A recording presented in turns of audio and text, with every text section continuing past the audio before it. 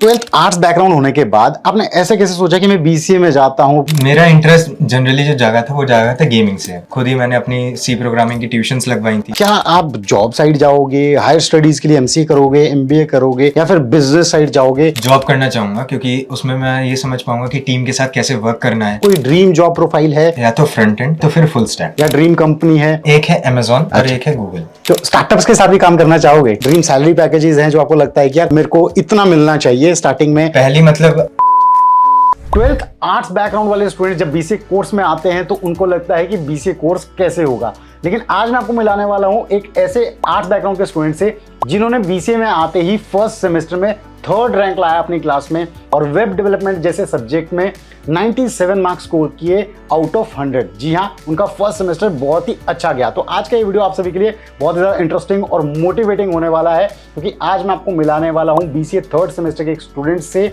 जो है जगन्नाथ यूनिवर्सिटी के। इनका नाम है Krishanu. Welcome Krishanu. Hello sir.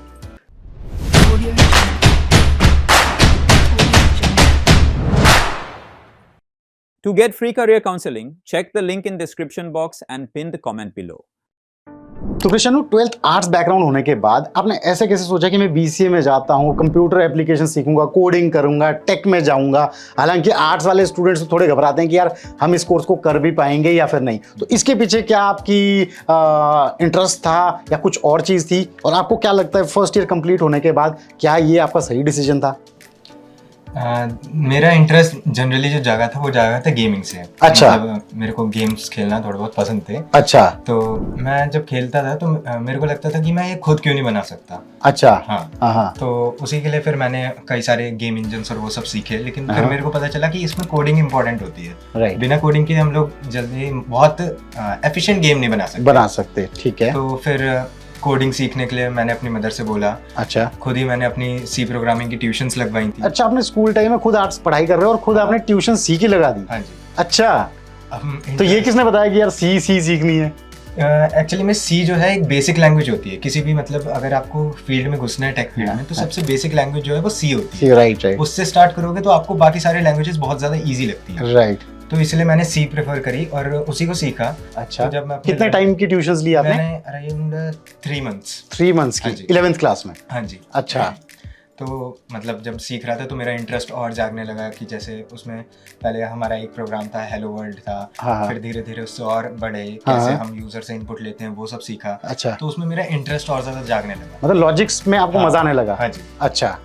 मैंने मतलब खुद से फिर उसी टाइम पे खुद का कैलकुलेटर बनाया था। अच्छा। हाँ, जो मतलब सारे कैलकुलेशन अपने हिसाब से कर देता था। अच्छा।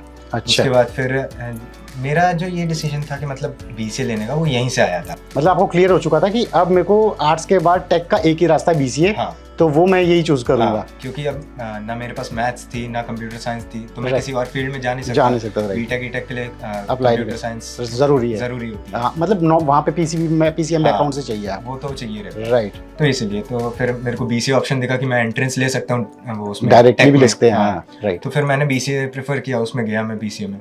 ठीक है। हाँ। तो मतलब आपका कोडिंग का शौक पहले से था। हाँ। ये मतलब एक्सेप्शनल सिनेरियो है, आर्ट्स वाले बच्चे कहाँ कोडिंग करते हैं 11th 12th में, और आपने खुद से स्टार्ट कर दिया।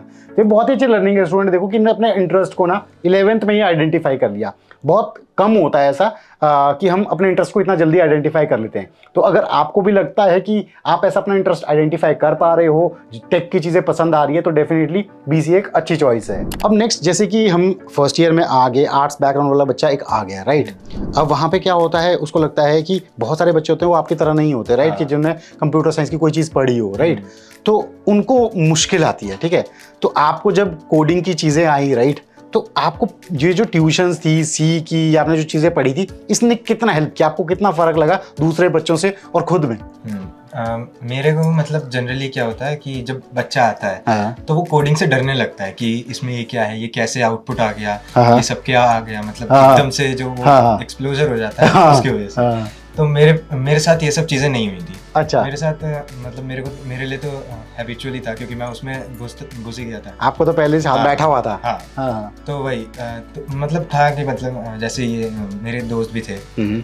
अब वो क्या होता था कि वो कुछ भी करते थे, आउटपुट नहीं आता था, तो वो परेशान हो जाते कि यार आउटपुट नहीं आ रहा, सब सही कर दिया, भले उसमें छोटी सी गलती हो, एक हाँ। कॉमा सेमीकोलन की हाँ। गलती हो कुछ। वो नहीं चेक कर रहे कि गलती क्या है, वो कह रहे यार आउटपुट नहीं आ रहा, आउटपुट नहीं आ रहा। हाँ, हाँ, हाँ। तो वही मैं मतलब मदद कर देता था कि हाँ भाई इसमें देखिए ये गलती है, ये गलती है। हाँ, हाँ। तो मेरे लिए मतलब एक तरीके से बहुत हेल्पफुल रहा था कि मैंने कोडिंग पहले से कर ली हाँ। थी। मतलब जो आपने चीजें उस टाइम पे आपको क्लास में पढ़ाई गई, तो उसमें आपको कुछ बहुत नई चीजें नहीं हुई, ऐसा लगा कि जैसे पुरानी चीजें रिवाइज कर रहे हो। हाँ।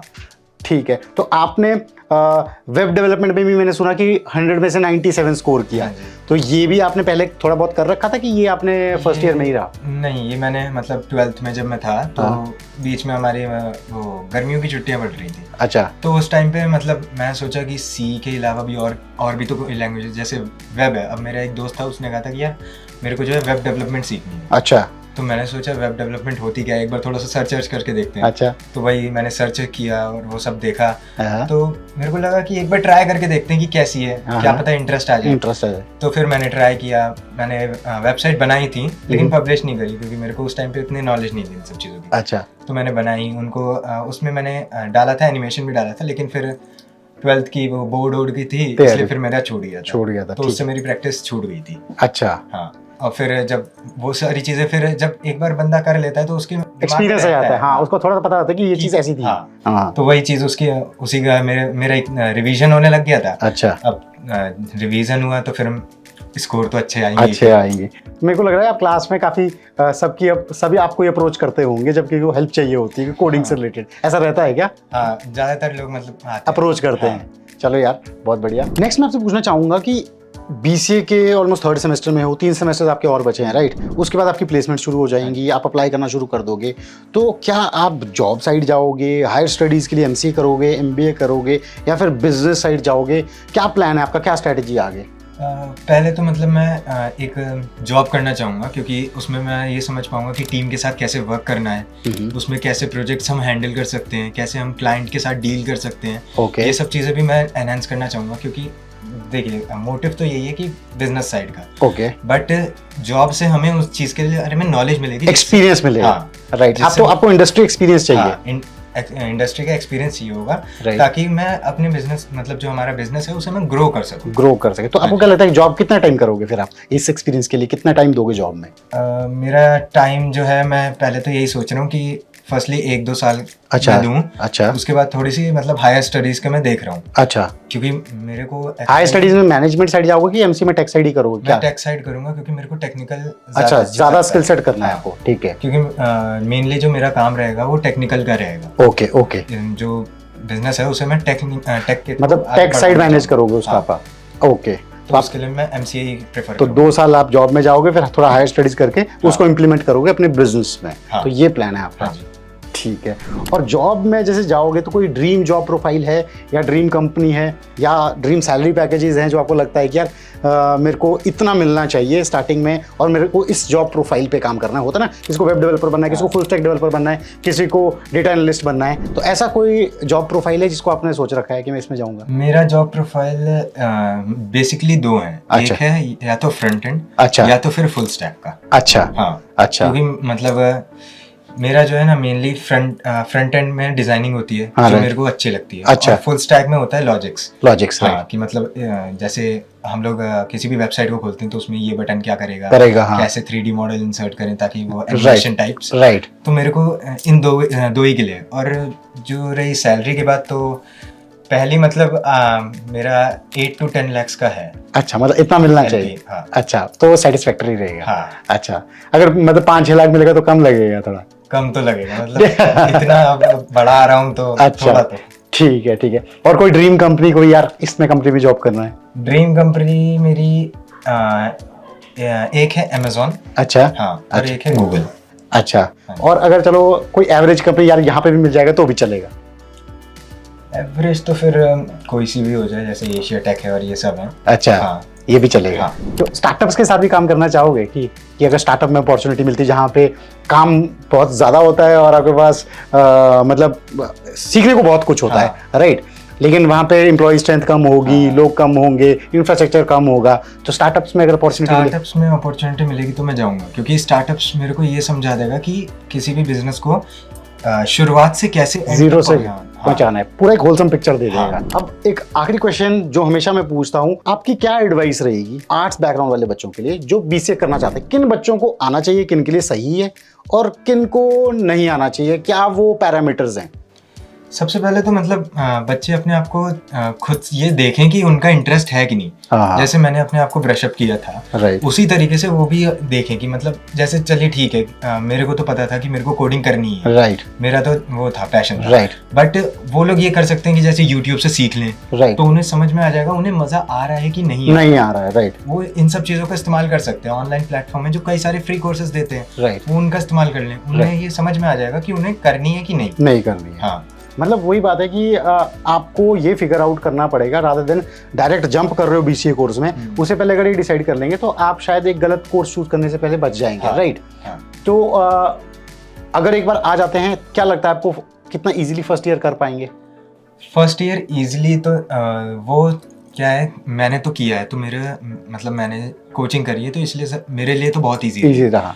बट फर्स्ट ईयर में मैं एडवाइस यही करूंगा कि जितना ज़्यादा से ज़्यादा वो सीख सके ना उतना सीखें, क्योंकि अगर वो सीखेंगे नहीं तो वो पीछे रह जाएंगे, वो नहीं कर पाएंगे फिर। अच्छा। मेरे मतलब क्लास में थे एक दो जिनसे मतलब मैं देख रहा था कि उनका उतना इंटरेस्ट ही नहीं जाग पा रहा है, वो कोडिंग करना चाह रहे हैं बट उनका इंटरेस्ट नहीं आ पा रहा है। ओके ओके, तो उसका कोई फायदा नहीं रहेगा फिर। ठीक है।